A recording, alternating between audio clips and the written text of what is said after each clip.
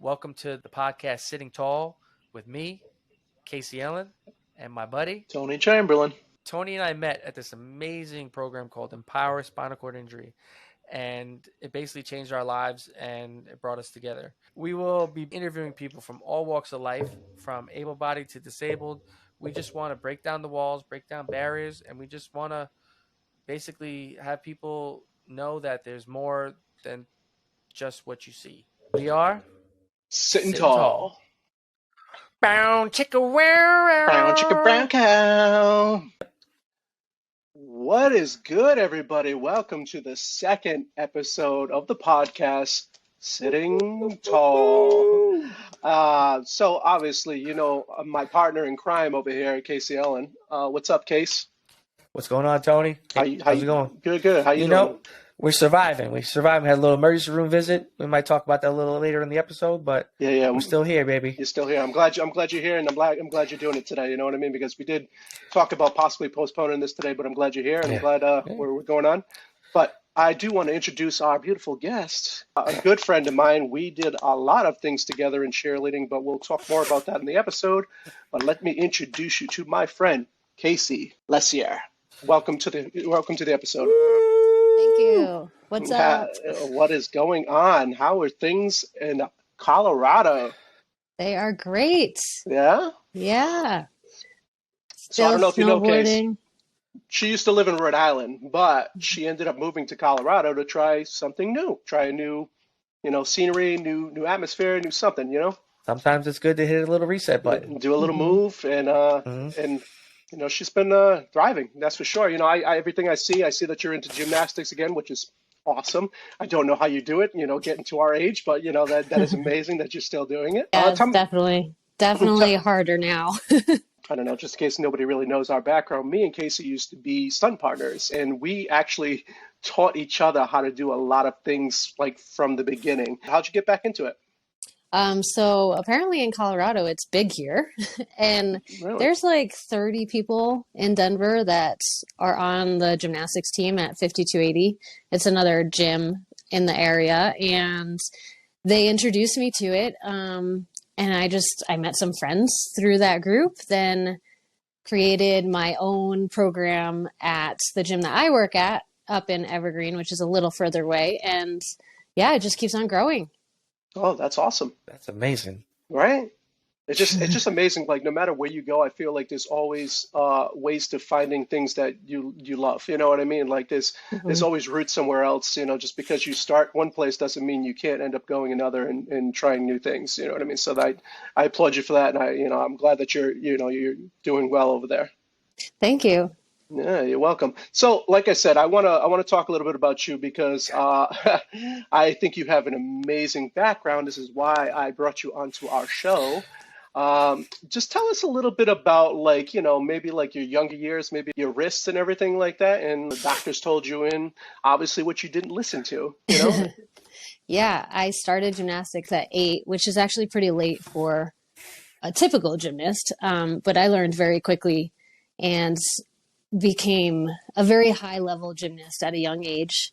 By the time, I think it was when I was 14, I had the wrist injury where my wrist just kept on hurting. It was tendonitis that just kept on getting worse and worse, but I was in such a high level that I kept on taping it tighter, keep on pushing through and finishing out the season. And finally, when I got it checked, the doctor was like, yeah, this has been broken for a while.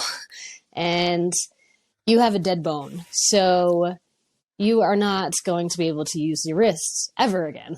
And I said, what? Like, that's not okay. Well, and at first, I took, I think about a month off, just sulking and being depressed. And then I was like, no, I'm not going to let this affect me. I'm going to go back and I'm going to learn everything with one hand or no hands. So I went back to gymnastics. I went to back to cheerleading first and did some stunting, then learned how to do a one-arm round off, one-arm back handspring, relearned all my tricks on one hand, and then went back to gymnastics. So I was like, okay, if I can do it on floor, maybe I can work on beam. And then I competed my senior year in high school on one hand, beam and floor, made nationals, and it was a really successful year. That's awesome. amazing. That's awesome, right? Isn't that amazing? Can you? What is a dead bone? If I don't know what it is. I mean, maybe some people might not know. Mm-hmm. Yeah, dead bone just means there's no blood or vitamins getting to this one particular spot. So the bone's literally just there. Literally dead. Yeah. Literally dead in the body. Simple enough. Simple enough. Mm-hmm. Yeah, I love that spirit. There's no quit. Her, take that next step and say, this is not going to hold me back. This is not who I am. I'm going to do what I want to do. And, I'm all about that, because obviously look at us, like, I'm not going to let this wheelchair just hold me back, man. I'm also going to keep doing what I want to do and enjoy it. There's newer ways to learning things. And that's what I want to tell people like this. Just because somebody tells you something doesn't mean that you have to stop. It means that there's just another way of learning and doing and evolving. You know what I mean? So I commend you for that. Mm-hmm. Like Tony said, that's basically what we embody. You know what I mean? Every day, like yesterday, I was in the emergency room, had a little complications and some stuff. We won't get into some details, but I mean, like, I didn't really feel like, me and Tony talked about it. We both feel a little under the weather, but you know what? We're going to push through the second episode, get to know a little bit about a new Casey in the mix. Casey. What did we say before? What's better than one Casey?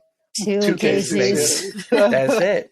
It's way too many cases right now. Way too many cases. Listen, I recall somebody wanting to be an adopted Casey. I did say that. I was like, maybe I should just adopt the name Casey, and there'd be 3 cases. And the green room doesn't lie. The green room doesn't lie. I mean, the 2 cases that I'm in front of right now are very strong human beings, so I might have to adopt the name. You know what I mean? So. Yeah. On my recording, you're in the middle of a Casey sandwich right now. Oh, so. Casey, I mean, there's nothing really wrong with that. I ain't mad at it. I ain't mad at it at all. So, Case, tell us a little bit about the cheer background, too, because it's very interesting. You did all kind of cheerleading. You cheered for colleges. You cheered for All-Star. You cheered even for the Celtics, the Boston Celtics. Please give us a little background on that so we can catch everybody up in your story. Yeah, it's funny how I got into cheerleading. I actually tried out in middle school because they didn't have a gymnastics team for school. So I was like, oh, I'll try cheerleading. And then Lolita Roberts, she was my first coach. She started the Casey Katz program at the gym that I was training at for gymnastics. And she recruited a lot of us gymnasts to be on that team. And from there, from middle school on, I just kept with it. It was never just one or the other. It was always both gymnastics and cheerleading because I just fell in love with it. I just wanted to be upside down, flying in the air all the time. I know, right? Sign Casey up. Yeah. And so I cheered through high school. Then I went to Syracuse University and cheered D1 there. Once I graduated, I went back home in Rhode Island. And I tried out for the Boston Celtics and cheered for that team for 4 years. And that was really my peak. I learned so many different things. Aside from All-Star cheerleading has a long list of rules and requirements that you have to complete. For NBA cheerleading, there's no rules. You can throw whatever you want. Do whatever you want. And I got to see a lot of the crazy stunts that you guys got to pull, and I was pretty amazed by some of the things they did. And, like I said, just like Casey was saying, in cheerleading, there are a lot of rules when you're competing. Yeah. When you're in a certain level, you can't do certain tricks or certain things because they're illegal somehow or some way. When you're at when you go and like practice and play around, there's no rules, but there's always the hype of trying to do something different, trying to do something new, get your edge over people. And I feel like she's done that a lot because she's done some things that I haven't seen other people ever even try to attempt. And that's awesome. If you don't mind, at the end of the episode, if maybe we can include a few clips. Oh, definitely. I think that'd be pretty cool for the audience to see, Yeah, I love it. Well, also, we're going to, with her permission, I would love to drop her socials and everything so people can even check up on you because, like I said, I think you're an amazing person. People need to know about you. Yeah, so definitely. Do these cheerleading movies actually, are they accurate with the rules? And No. No. So cheer Just movies. I'm a novice. No. This is a serious question. No, and that's why I love having you here, because you don't know anything about our background, and I'm glad that you're asking the question, because from my perspective and like what we've seen, like cheer movies, they come close, but it's a lot of acting. You know what I mean? The thing that I probably say would hit the most, like where you can see the realistic side of cheerleading, is it Cheer Up on Netflix? I think that was the closest thing I've seen. Like they work hard, like as competing, because you want to go to that. Like every cheer event is you're looking for the biggest level of competition, which is like the Super Bowl of cheerleading, whatever. And every level, like college, all-star, whatever, they all have their Super Bowls. They're all different in their own ways, and it's just crazy the amount of work that you have to put in. Like cheerleading is like year round. It never stops. It's not like you can take like a day off or 2 days. It's literally like year round. It's crazy. And it's a lot of work. And like I said, Casey can talk all about it too, because she puts in a lot of work also, you know what I mean? So you got to keep your body healthy, which actually brings me to my next aspect, that Casey is a personal trainer, and I think that has a lot to do with like making your body right for gymnastics and cheerleading, correct? Yes. Yep. And it's funny you brought up it. You can't take a day off. Like if you took a week off in cheerleading or gymnastics, you come back and you're completely like starting over again. You have to retrain your body into the movements that you have to do. Especially as a flyer or tumbler, your air awareness changes. So if you go so long without doing something, you kind of get lost in a sense. And it's kind of like Simone Biles when she had the twisties in the Olympics. Like your head just kind of gets messed up. Yeah, that's dangerous. You don't want to be in that space. Yeah. So it's not like riding a bike, like they say. Not at all. No. You gotta really put some training wheels on it first, and then rip those suckers off and just go with it. You know what I mean? And so for the people that don't know what Casey was talking about, being a flyer, that means the person that gets thrown in the air with cheerleading events. Like you see her doing all the flips and stuff like that in the air. That's our girl Case right here. She does some crazy stuff. What does it feel like to be like how do you know where you're gonna land? Like how does that? It blows my mind when I see how high you girls get thrown up in the air. Blows my mind too. It's like, and then they're doing these tight, they're keeping their legs tight. Keep doing the right moves. The pikes. I don't know. It's pike a word for cheerleading. Yes. Look at me. Look at you. Didn't know homework. Emergency room. What? He's like, somebody tell me something about cheerleading so I can talk about it tomorrow. It's like, Alexa, Google cheerleading. It's consistency. Practice till you get it right. There were lots of falls. Like you have to be okay with falling a lot to figure out how to do it right. Yeah. And it is dangerous learning. But you work together and you work through it and you figure out a way to make it work. That's amazing. Yeah, me and Casey literally learned from each other. Like we had little things here and there people teach us, but we pretty much got together and we're like, hey, well, we're not cheerleading, let's cheerlead, and like let's throw some stuff and everything. And actually, a lot of times when you're practicing stunts with people, you're supposed to have a spotter, which means somebody's next to you. So if she falls, she gets caught. But we went against the rules most of the time, and we only did stunts with just me and her.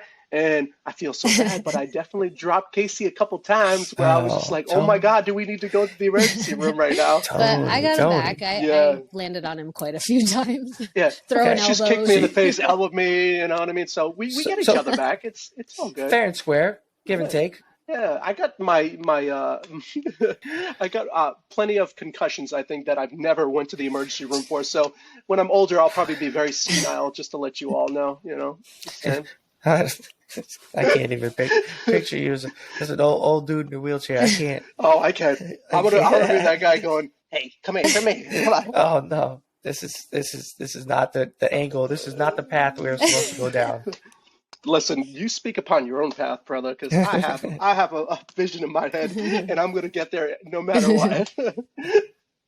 Yeah, I think cheerleading has the highest, or the top 5 anyway, for sports for how many concussions there are. Football, soccer, and cheerleading are the highest. Holy crap.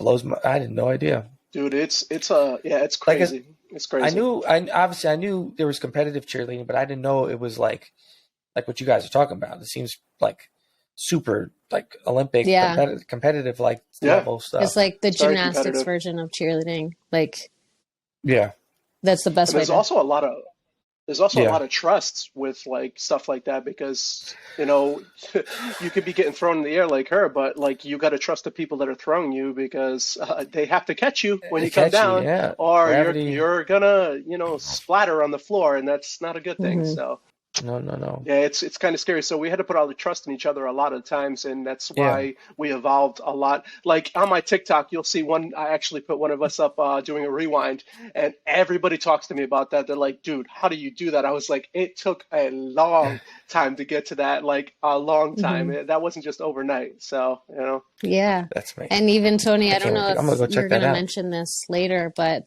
if you wanted to talk about the cheer stunting in the wheelchair.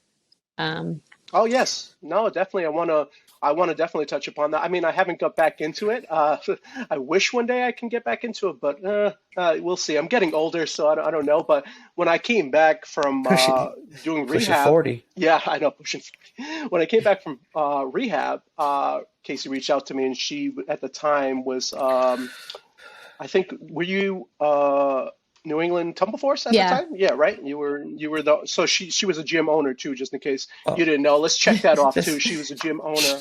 You know what I mean? Like, this woman has so many hats, like we can go down a rabbit hole, you know what I mean? Yeah. So she invited me to her gym, and we, at first I was helping her coach, but then we're like, let's try a couple things in a wheelchair, why not? And it's difficult. It really is difficult, because when you have no core, like, you know what I mean? Like, you have no core at all. So trying to balance somebody above you is very difficult. But, we played around. We got a couple things here and there. And I'm glad I did it. I don't think I can keep doing it. That's just something with age too. It's nothing to do with like, my body's just like, I'm getting older. It's not something that's very easy to do anymore, Yeah. But yeah, we'll have to throw some of those in the video too, of like something. I'm pretty sure we have some videos of it somewhere. I think you showed some of those videos at Empower. We did. When you were doing, I think so. Yeah. I showed a couple of things that I've did with Casey, and from my former team, Full House. I went there and we had a little thing with some people and everything. So yeah. Nice. Yeah, and Tony, I'm gonna disagree with you. You keep saying you're getting older, you don't know, but no, it's not about age. I mean, I think it's more of a mindset, and that's true. If you build your upper body and really train, personal training, then you can continue doing whatever. You just have to really take care of your body, make sure you're getting the right nutrition and working out, and then you could do whatever you want to do. You're right. I think you're correct on that one. She might have watched episode 1, Tony. She might have. Because she called me on my shit right there. She's like, listen. She's basically repeating what you said verbatim. No, she's right. She's 100% right. I do put the age out there, but I do feel like age is nothing but a number. You can do anything you want if you really put your mind to it. So I mean, maybe we'll get back to it. I don't have my stunt partner anymore. She disappeared. So I'll have to find somebody else to do that with. But hey, if anybody's out there watching this thing and they want to get together and try to do some stunting, let me know. Yeah. Boom. Boom, boom, boom. Or come on to Colorado. Oh my God, yeah, I know. I'll find you a house. I'm also a real estate agent, so if anyone out there needs another needs a home, I'm your girl. I have a degree in interior design. I stage properties. It's a really fun job. Now you know why I wanted to bring you on the podcast. Hey, Casey. Listen, man, I'm kind of speechless a little bit. This is it's a lot of stuff. That's a lot of hats. That's a lot of hats. Oh, that's a lot of hats. And like I said, we tried to speak upon this before we got on the podcast, but talk about the Power Rangers. Let's hear a little bit about that too. Yeah. So while I was go Power Rangers. While I was cheering on the Boston Celtics, I also tried out and auditioned for the Power Rangers, which I was the stunt double for the Yellow Power Ranger for live events in New York City, Arkansas. I was in the Macy's Day Parade. We went to toy fairs, Hasbro Children's Hospitals, helps kids pick out their Halloween costumes and decorate pumpkins. Just a variety of things. Performance-wise, it was there were jobs where we performed and jobs where we just went and visited kids, posed for pictures and stuff like that. So, do we get to see a Yellow Ranger pose? Is that for do the people want to see a Yellow Ranger pose? Do the people want to see a Yellow Ranger pose? Can we get it in the shot right now? Oh, I like it. My life is complete. I mean, I did have a crush on the Pink Ranger, but I was too short to be pink. You know what? See, there always been limitations on us. Yeah. That's a bold, or she needs to sit taller. I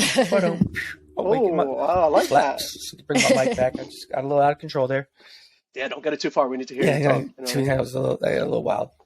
Back in the cage. Well, that's awesome. Like I love the like I said, I got to see a lot of her journey when I was stunting with her. Like she's like always doing something different, and I'm like, how do you have the energy for all this stuff? Like, and it just goes to show you, it's just like it's in the person. You know what I mean? Like if you want to do something, you put your mind into it, you can do it.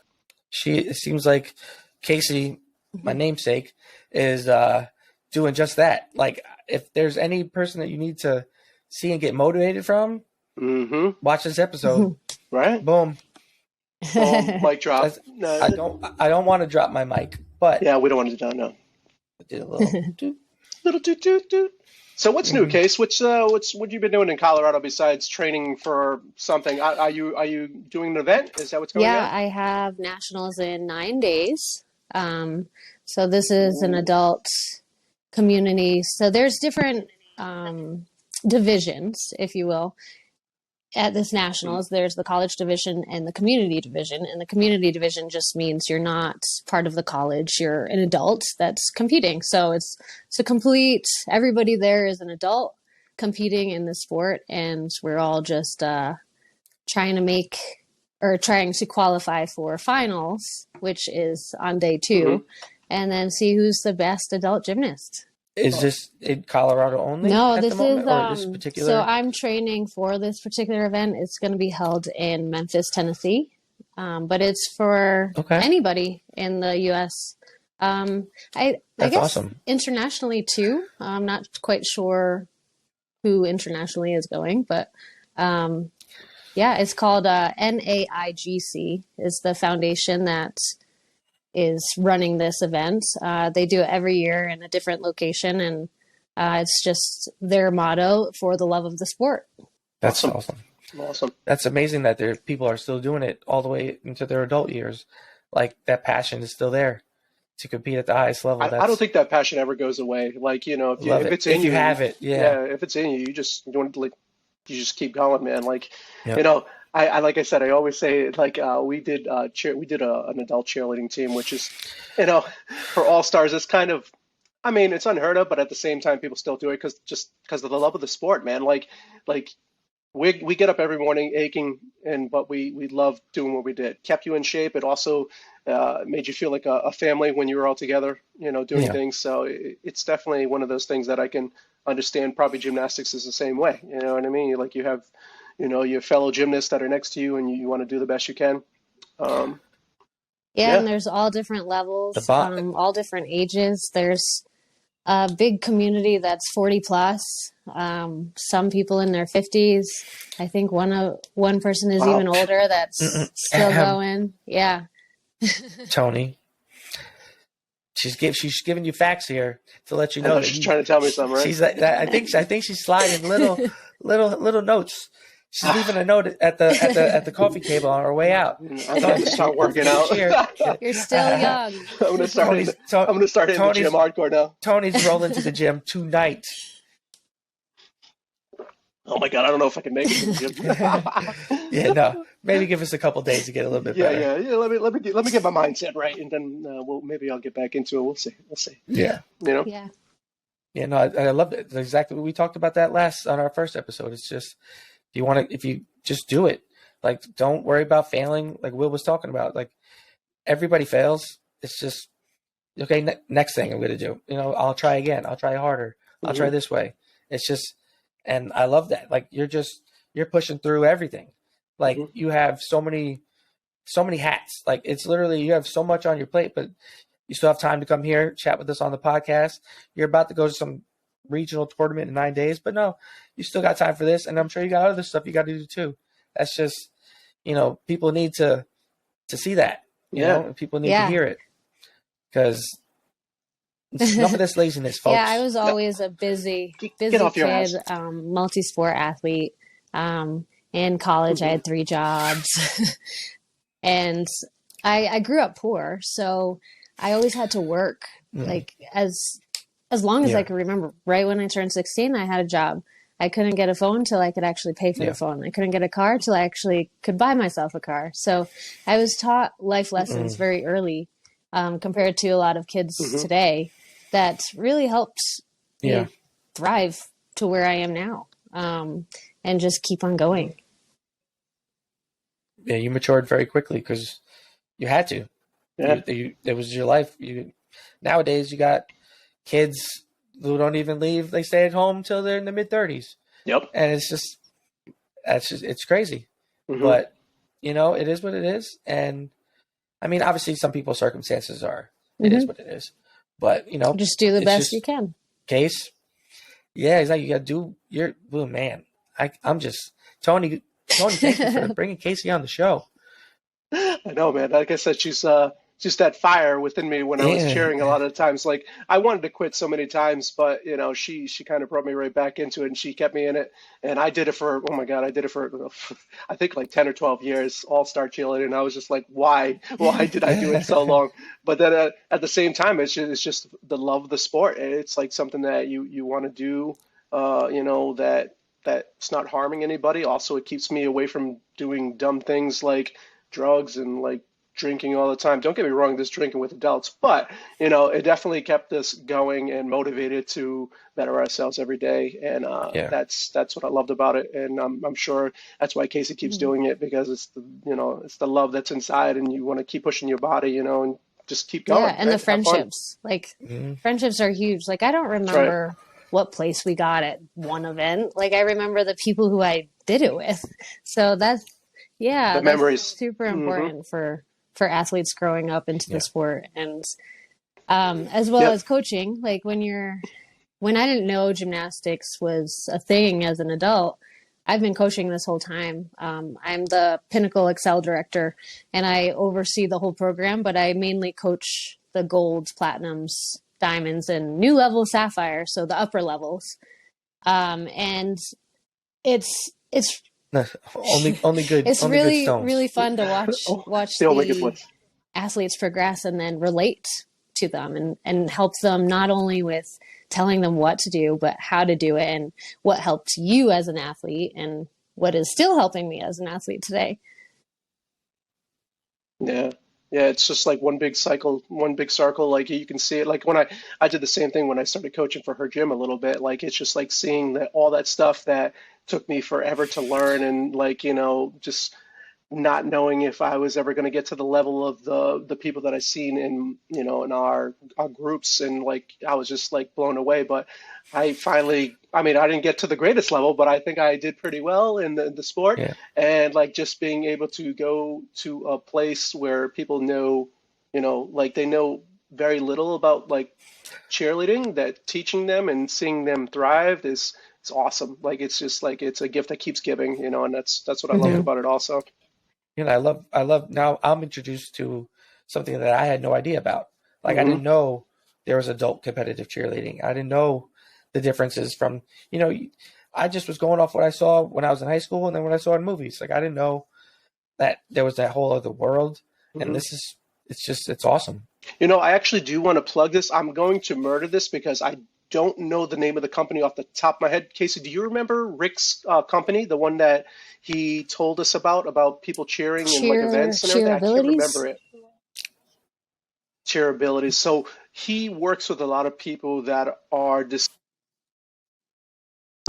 that want to still cheer. and they actually have events that they go to, and they have teams, and it's crazy. And like I want to plug it, and I'll probably I'll try to get some more info from Rick, because I see that he's recently had a child with his partner, and like they're probably very busy. But I would definitely like to plug that in here for anybody that wants to learn about cheer, and like think that maybe it's over, and it's not, because there's people out there that are still doing it, and it's crazy. So I'll definitely have to reach out to him and get his blessing to post it in here, and we'll see what goes on from that. That's awesome. Yeah, it's amazing. And Rick came all the way from where was it, England? He came from England to like teach us like certain things when I was in my wheelchair, and I was just like, wow, I couldn't believe that they traveled that far just to come. I mean, they didn't come specifically for us. I think they had to come over here for some like business, but they took just you guys. They drove it was from like New York, was it? 3 or 4 They hour drove drive. from New York. Yeah, to come see us and like teach us a couple things, and we only spent a brief time together, but it was just amazing. Like being able to meet somebody like that and seeing that like he's still doing it, he still loves it, and so. Yeah, and any sport actually, I actually not just cheerleading, but I see basketball, I see just a variety of different things that people continue doing as an adult, in a wheelchair, not in a wheelchair, but anything that they're passionate about. You know what I mean, Case? You know what I mean, Case? You're gonna cheer, Case? What do you think? Listen. When you said, you remember when Rick told us that about cheerleading? And you said Casey, and I was like, who the fuck is Rick? He's like, wait a minute, who's he talking about? I was like, well, I don't remember meeting a Rick. I don't remember meeting a Rick from England who taught me how to cheer. I'm like, I told you the two names it's going to mess up today. Hey, look, it took us to the 31-minute mark to get messed up. I didn't watch your facial features during that, but I'm going to definitely check it out when you're going to check it out, because I was definitely looking off. I was like, what the shit? Wait a minute, Rick. Wait a minute. Did we? Rick. Rick was at Empower. I was going to BS it. I was going to join in and be like, yeah, I remember Rick from Empower. Dude, that would have been so funny. You're like, yeah, Rick, he was a good guy. I remember him. He did so many things. You know what I mean? Which tricks. Some imaginary guy we're talking about, but sure, handstands and stuff. He told me a double back pike. I don't know. It is. Yeah. Is that a move? I don't know. Pretty hard. Look at me, man. That is very hard to do. I don't think nothing but the hard stuff over here, Oh my God! So I'm going to test you out, Case. My co-host over here, Casey. All right, so I'm going to throw some words out there. I want to see if you know anything about cheerleading. You ready? There we go. You ready for this? Hold on. Give me a shake. All right. Let me do a little. Okay. What is a base in cheerleading? That's like the bottom of the pyramid. You can or say the that. person who's holding people up. That little group. Yep. There you go. I like it. All right. I'm in there. I like it. You know what's so funny? Even if you don't know, it's just going to be interesting to hear what you think it is. What my response is. Yeah, that's why I love doing it. So, this is great. The other Casey, give him something we say in cheer that like maybe he wouldn't know and see things. Test my knowledge. QP. Test the knowledge. QP. QP. Like the letter Q and letter P. No. Or not real, not spelled like that. But can I have this? Can I have it used in a sentence? Tony, hit your QP. There you go. Can I have the country of origin? Tony hit my QP. Okay. Oh shit. Yeah. Not going to say what immediately came to my mind with QP. Oh, well. Pass. Can I ask the audience? You can ask the audience. Tony, calling in. Why not? Why not? I'm going to phone a friend. Real quick. Hold on 1 second. So what is QP? So a QP is basically. I thought that was really hard. You went for the jugular on that one. You know what's so funny? It was like you went for what is a base to what is a QP.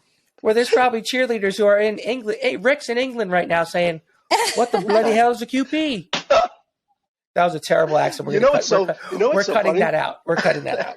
You know what's so funny? Like everybody actually names things differently. It might be something else in England, like it might be called something else. But it's pretty much what you do with a partner. Like so, Casey would be on the ground, and I would be the bottom, the base, and I would throw her up in the air, and I would catch her with one hand. And she would put her, your feet would be together, and It'd be like a one tall ass stunt. So pretty much she would start from the ground, go all the way up above me, and kind of just stand above my head. Pretty much. So just listen to what you just said. That complicated ass move, you went from base holds the to that. Well, yeah. So Cupid, yes. Exactly. Man, listen, we just wanted to hit you with something to get you a little, a little squirmy, you know. If I could wheel out this room, Listen, I'm sure in episodes to come, I'll be the same way. Don't you fret. Oh, don't you fret. Wait till you hear my answers, though. Oh my God, my answers are going to be hilarious. Because I'm like, zero filter, which is fine. There's nothing wrong with that. Obviously, you don't know much about cheerleading, which is okay. I'm glad. This is a learning experience, not just for me, the audience. This is the way we do our podcast.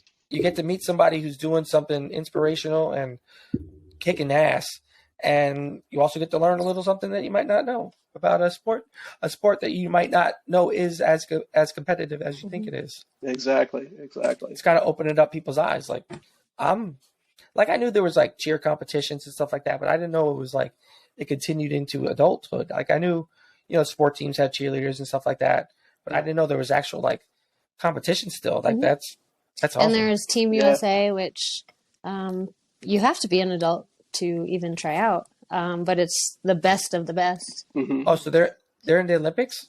Yeah, there's cheers in the Olympics? I mean, I think it's in the Olympics. Is it in the Olympics? Yeah. So there are. So there's this place that I know of. I don't know about the Olympics, but there's a place that you can go to I think it's in like. Oh my God, I'm gonna mess this up. I think it's in April or May or something like that. And it's a competition that actually is held at Disney World. It's called Worlds. And that's where all like the top competitors go, and every country around the world can compete to go there to compete against each other, and it's pretty cool.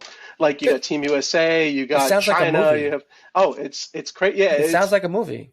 When you get there, it's like a movie. It's crazy. I feel like I'm watching like Pitch Perfect and Bring It On right now. Just a little mashup. I mean, it is kind of like that, man. It's crazy, like how many people you see there, and even though like you have like, for instance, we actually stunted with Team China. We had no way of like speaking their language, but we spoke through cheer. Like we knew what we were doing. We're like, hey, let's do this, let's do that. I actually got a real cool picture that I can probably send to you, and like we can put it up on here, and you can see us stunting with Team China, which is awesome. You know what I mean? I want to know what they call a QP. I'm not even going to attempt to say what they think, because I'll probably be, brutalizing it, but I'm not going to do that. I'm not going to do that at all.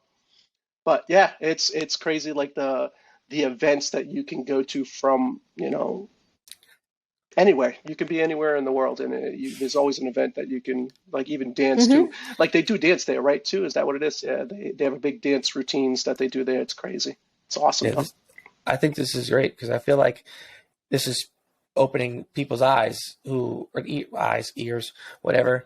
Ears. And because who knows, Spotify's ears, YouTube's eyes. That's true. A little bit of both senses. But I think this is. I'm really glad that Tony wanted to bring you on the show, and I'm really glad I got to hear about your story and how nothing stopped. Like that's exactly me and Tony. Nothing's stopping us, and that's why you're a part of the team now.